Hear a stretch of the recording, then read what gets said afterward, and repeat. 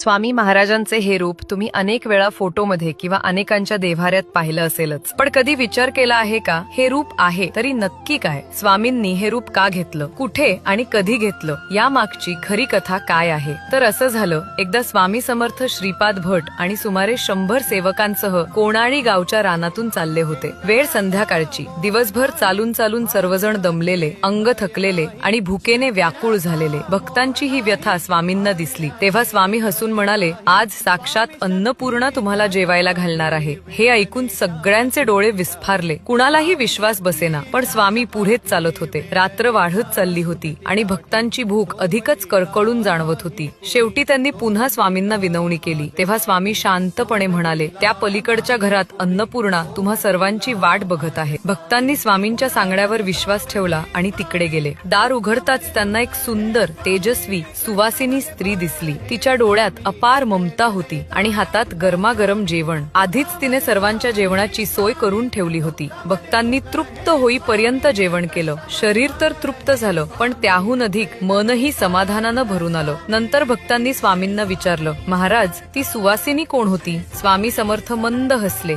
आणि म्हणाले, ती दुसरी कोणी नसून माता अन्नपूर्णाच होती. तुम्हाला जेवायला घालण्यासाठी ती माझ्याच रूपातून प्रकट झाली होती. म्हणूनच स्वामी समर्थांना अनेक भक्त स्वामी आई म्हणूनही हाक मारतात. भक्त जेव्हा आई म्हणून हाक देतात तेव्हा स्वामी खऱ्या आई वडिलांसारखे धावून जातात. म्हणूनच त्यांना सर्वव्यापी, सर्व गुणसंपन्न आणि अन्नपूर्णेच्या मूर्तिमंत रूपात मानलं जातं.